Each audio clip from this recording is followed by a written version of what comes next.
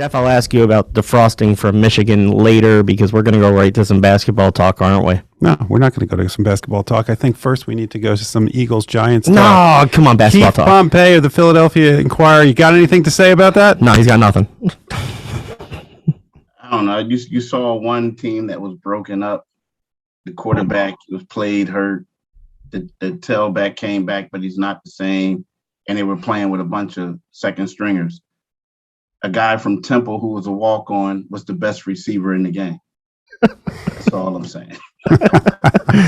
Wow, that was some breakdown, Keith. That make me feel good about it all. I was lucky enough to be there in the stadium to watch it firsthand. It was something special. Dang, bro. Everybody was like, "Oh, you had fun." I was like, "Yeah," until kickoff. It was great. So Mr. Pompey is covering Atlanta, and then he's got to make his way to Charlotte. And in between, there's something else in Charlotte. So you don't get many chances over the last few years to come on the radio and say Hail Pitt. So go ahead. Hell Pitt. Like, here comes the guy who's like, you know what that is, Jason? He just wants us to come back and say, what about those Michigan Wolverines? That's all it is. That's all he's leading into, Keith. I have no idea what you're talking about as I put on my Michigan hat. Keith, he's trying to butter you up so you don't drop a Michigan bomb on him. Believe me, you know the game at this point. Yeah, but Michigan just going to go to the playoffs and get embarrassed. That's all. That's what's going to happen. Hey. Let's just stop right there. So let's talk since you, Mr. Prolific, is putting out articles left and right. Why don't we start with Tyrese Maxey, because that's the most recent thing that you've written. What is going on with Tyrese? What are the issues with his offensive struggles, and what is he doing, and what are the Sixers doing to kind of get him out of that funk? It's weird because, I asked Tyrese today, this morning, I said, does it have anything to do with, your new role? And he says, no, I'm just missing shots. There's times where he doesn't look as confident. But you talk to him and then I also asked him, I said, look, typically people go through a rookie wall. Last year, as you didn't, you only played 17 minutes. So it's not like you had time to go through that wall. Now you're leading the team with 35.5 minutes per game. Are you tired? He says, no, I feel great. He just says that right now he's just going through a slump where he's missing a lot of shots. So, I don't think that they're doing, anything differently, because he's a guy, he came in yesterday, they flew to Atlanta the night before, he gets up yesterday and he goes to the gym and he works, tirelessly in the gym, just getting up these shots. And I think that he thinks it's just a matter of, getting through it. Now, if I'm the Sixers, I'm going to try to see where I can get him some easy baskets, to whereas, he can get himself in a little bit of a rhythm. But right now, they always said that, his role is when these guys are not on the floor, that they want him to attack and to score. And right now, I guess he has to give way to Joel Embiid and Tobias Harris in regards to ball handling at times and in regards to being the primary scorer.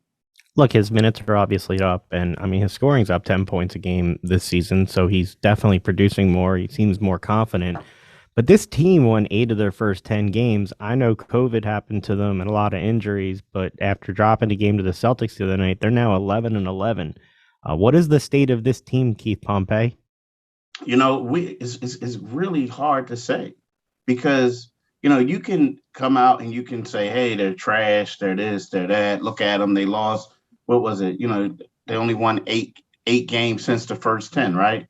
But at the same time, I think that we have to be fair and we have to give this team a couple more games to play. Now, it doesn't look good. It just doesn't. But I think that right now, like if there's a team that doesn't have any rhythm, it's the 76ers. You got guys like George Niang, who came in here to be a 15-minute a game guy who's basically started several games, played a lot of minutes. Like Tyrese Maxey, for instance, he's a guy that, we thought he'll give up the ball, go to the corner and just watch.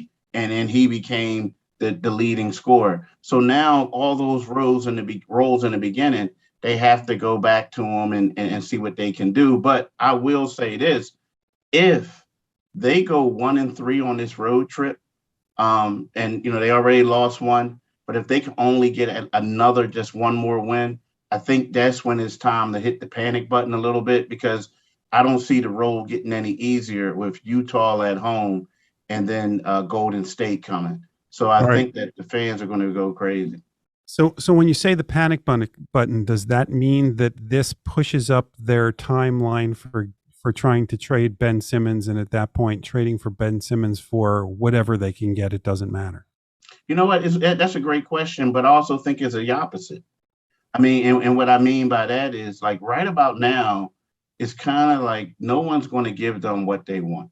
Now, I believe, like, if the Sixers became a contender and they were saying to themselves, whoa, we're like a couple players away from like beating Brooklyn, then I think that that's when they have to seriously consider about all the stuff that they want. Like when they know they're a couple of players away, right? Not a superstar, but a couple of players away.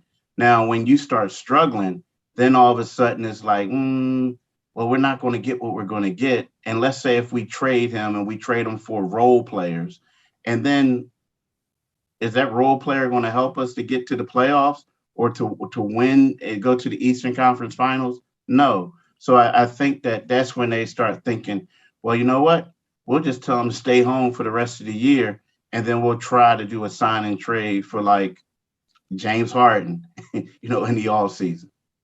So right now, if I know that they haven't had a chance to mesh, but if you had to look in your crystal ball right now, are they a couple players away from competing with the Nets, or are they a couple players away from competing with the Cleveland Cavaliers? Wow, I you know what is Who, by the way, are ahead of them right now in the standings. yeah, I get you. I think Bump it's the probably Keith. somewhere in between. You know what I mean? I think they could be better than Cleveland. I think. I haven't really, I hate to say it, I haven't paid, because you're so used to Cleveland being down there where Detroit is, that you haven't really paid too much attention to them. I know they are playing well, but that's why I honestly think this game, not this one tonight against Atlanta, but the 2-game series in Charlotte, because that's a team that I consider like closer to Cleveland. They have like young stars. Like LaMelo is like the truth. He's the best ball brother out there, right? And then you have a guy from Michigan State. He spurned Michigan, but he went to Michigan State, and Miles Bridges, Wow. You're really who's the doing that truth. homework. Yeah. So you look at those two guys and you say to yourself, like, wow. And let's face it. I mean, they have those teams have some guards who could really help the 76ers out in regards to running offenses. So, all right. Look, I obviously read the things you say, and I know that they have a basis, but then, like, I see the clickbait that drives Jeff crazy. So every day there's a different headline. Simmons has money troubles. Morey's still pursuing James Harden. You have to write stories when he shows up to practice at the Wells Fargo Center at this point. It becomes a story. What is the actual story that we know at this point about where the Sixers are with Ben Simmons and where Ben Simmons is with the Sixers? Basically, I think the story is the stuff I told you a couple minutes ago, that is kind of like the people are telling me it's kind of like in a holding pattern. I mean, we could wait until, what is it, with December the 3rd. I mean, we could wait until like 12 more days to see what opens up, right? And that's going to be good. But at the same time, I think before they make a move, is a lot's going to happen, decide where they are in the standings, how they're playing. Because, let's face it, unless Joel Embiid is playing at an extremely high level, they can't win. They can't, probably won't even come out of the first round. I hate to say that, but unless It's Joel true. Embiid is playing, as great as Tyrese Maxey played during that stretch, they were taking a lot of losses. They were, taking L's. So, my thing is why I said a holding pattern. If the Sixers are competitive, then yeah, I can see them moving. And there will be the guys that they can move them for. Like, they can basically go get, and what I mean by role players, I'm talking about like quality role players, like guys who could have made the All-Star team, guys who were one of the most improved players in the league, and they can throw in some young talents. And with those teams, they would probably be teams who are losing and teams that want to get a Ben Simmons type because they know that free agents aren't coming there. Well, the Sixers could get that, and they can also get a lottery pick. But if the Sixers are struggling and then they're getting all that, you're basically starting over from scratch next year. You just have Joel Embiid and a lottery pick. So that's where that's the tricky thing. Now, and again, like that stuff about James Harden, because I talked to sources 2 weeks ago, maybe 3 weeks ago, who told me about that. So then the next story that comes out is, yes, the Brooklyn Nets are aware that the Sixers are eyeing James Harden. So not, it's not that Brooklyn's interested in moving James Harden, just that they're aware that the Sixers would consider that. Yeah, so it's kind of like you want to say, well, Dag, I think they were aware 3 weeks ago when it came out, but nah. I mean, this is just how it is right now. In the media, when something gets slow and then everything comes out. Like, did y'all see the report that he was already traded to Houston? And a guy who was really reputable hit me up. A guy who was in the league, he hits me up and he says, "Is it true that Ben was traded?" And I was like, "Well, where did you see that at?" And he sent me an article where it was written as if he was traded to the Houston Rockets. And I read it and I said, "Man, this is fake." And he's like, "Oh, thank you." Like, come on, man. So right now, the only person I think you've made happy on that particular news are those guys that sell T-shirts outside the stadium with Ben Simmons stuff. Before we let you go, the last question I have at least is, Joel Embiid was 7 for 33, I think, over the last 2 games. He's 7 foot plus. There is no way, even if you're coming back from COVID, that you should be that far away from the basket and missing that many shots. Is Doc Rivers frustrated by the way Joel is playing, or is this part of the plan? That's a great question. I can see a little bit of frustration. This is just me talking. But then also when I see him playing that far away, I'm wondering how much confidence he has in his knee. And that's something that he's not talking about, because when you roll to the basket, you know you're going to run into someone. And I'm wondering how much that has to do with the knee, that he's not there. Now, the problem is it looks bad. And it looks bad to a point where beforehand, everyone kept saying that would happen because of Ben was clogging up the space. Well, Ben Simmons isn't there. So there's no excuse on why this guy is shooting threes late in the game. But the only thing I can say is possibly the knee. And the thing about Joel, we've been talking about this for a while. I mean, he was criticized by Charles Barkley and Shaq. And then he said, yes, I have to play better. And then after he had a couple 30-point games, he went back to say, hey, I'm a modern big man. We shoot from the outside. We do a lot. So this is part of his makeup.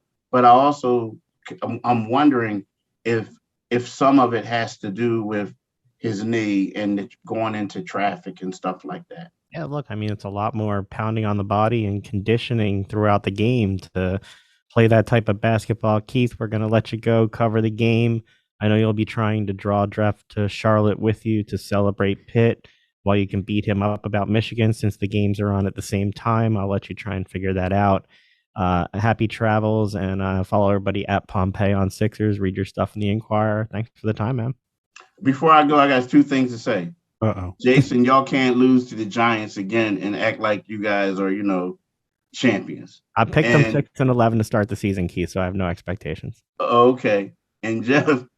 And there's recordings of it. Wait. Let him get this in, because the second we hang up on him, then I get my say. Number 2 is coming. And Jeff, y'all can't lose to Iowa, man. Like, y'all were acting like y'all won a national championship like 3 years in a row. They was acting like they were Alabama after they won that game. I know. I sent you video of it. And just so we're clear, okay, because I have evidence of this. You even said to me at one point, I'm making you a Michigan fan. Yeah, because I like the way they were singing. All right, that's right. All right, we're gonna have to do a deeper dive into that the next time. But you know me, I'm known for calling the team trash after, like, hey, I call the Giants trash. Yes, you are. So if y'all lose to Iowa, They'll be trash. You are officially trash again. I'm guessing you do that at Thanksgiving dinner to relatives. Keith I do it to everyone. Keith I Pompey. did it to my wife on Not the wedding day covering. after it said your family was trash. So now you right. Oh, It's like only yikes. joking, only joking, only joking. That's a joke. You might want to I stay. love on you, the road baby. a I little love you. longer. Keith Pompey traveling perpetually. Take care, Keith. Take it All easy. right, y'all. Thanks for having me.